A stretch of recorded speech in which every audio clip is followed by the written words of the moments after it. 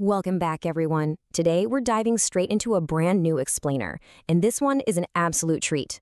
We're looking at a fantastic vocabulary guide from Twinkle Stories that's specifically aimed at making kids smarter by helping them learn their very first body parts words.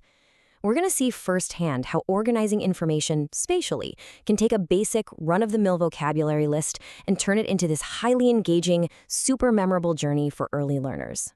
So right off the bat, Twinkle Stories does something I absolutely love. It opens with this wonderful, direct call to action. Hello, cute kiddos. It's so inviting. It instantly pulls our young viewers in and gets them ready to actively participate. As we go through these, the goal is for kids to actively point out all these amazing parts on their own bodies. Because, let's be real, learning is just so much more effective when it's hands-on. Section 1. Exploring the face and head. We are literally starting our spatial learning journey right at the very top. Okay, so the crucial starting point here is the most recognizable area of all, the head and the face. These are your broad, foundational categories. Before we get into the nitty-gritty details, we really want to make sure we understand the big picture, right? This is your head, and right on the front of it is your face. Now, check out how these primary features are visually grouped together. Instead of just throwing a random list of words at kids, we're zooming in logically on the sensory organs we use to express ourselves. We're identifying the eyes we see with, the eyebrow resting right above them, the nose smack in the middle of the face, and the lips. Moving just a bit further down, we hit the mouth. And what's really clever about this specific grouping is how it shows that some body parts actually contain other important parts. It's kind of like a nesting doll. The mouth isn't just one static thing. It houses the parts that help us speak and taste, specifically the teeth and the tongue. To wrap up the head area, we basically map out the borders. We've done the center of the face, so now we shift to the outside edges. You grab your ear, touch your cheek, point down to the very bottom to find your chin, and then reach all the way up to wiggle your hairs. Organizing the vocabulary by central features versus outer features just makes it so much easier for kids to categorize in their minds.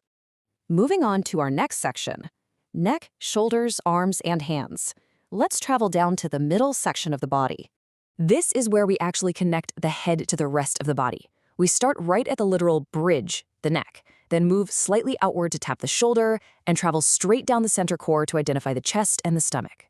Visually laying it out like this shows kids how everything is physically connected. It makes the words mean so much more than just isolated terms.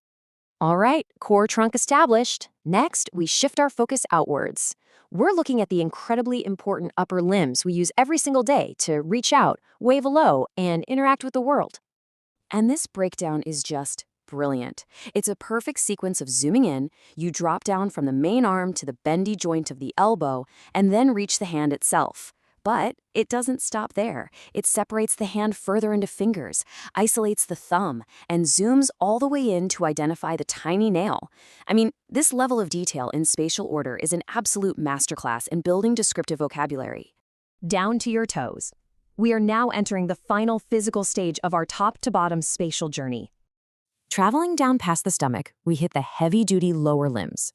This guide maps things out by identifying the overarching leg, zooming in on the upper thigh, and pointing out that bendy hinge in the middle, the knee. Just like with the arm, the leg is broken down into its functional pieces so kids really grasp how they walk and jump. And we have finally reached the very bottom of our foundation. All of that top-to-bottom mapping leads us straight to the ground. We ground ourselves firmly on the floor with a foot, and just like we zoomed in on the fingers earlier, the guide makes sure we zoom in on the foot's smallest, wiggliest parts, the toes. By directly tying the macro word foot to the micro word toe, that relationship between the whole and its parts is beautifully reinforced. Final section. Let's revise together, because as we all know, repetition is the absolute key to retention. So, it asks all the kids watching, and honestly, the parents helping them out too, are you ready for a super fast speed round? This is the moment to actively recall all that structured information we just went over. It's time to point as fast as you can. We're revising the top half, starting from the head and hairs, moving quickly through the eyebrow, eyes, nose, and ear, diving into the mouth for the teeth and tongue, and landing securely on the neck and shoulder. Notice how seamlessly that maps right back to our very first lessons. Then we keep that exact same incredible energy up as we zip through the core and limbs. Chest, arm, elbow, hand, fingers, thumb, back to the stomach, and plunging down the thigh and knee to encompass the whole leg. And wrapping up this rapid revision right at the very base, hitting the floor with the foot and the toe. It's a complete, top-to-bottom sweep of the body's vocabulary, cemented through fast, active recall. The guide leaves us with this fantastic, super encouraging sign-off, celebrating the hard work of mastering these essential first words. Positive reinforcement, paired with clearly structured breakdowns, creates the absolute best environment for kids to thrive. And I'll leave you with this final thought. Learning this vocabulary is really just step one. Now that you've got the words to describe your hands, feet, eyes, and ears, what amazing things are you going to build, explore, and learn with them today? Keep pointing, keep exploring, and keep learning.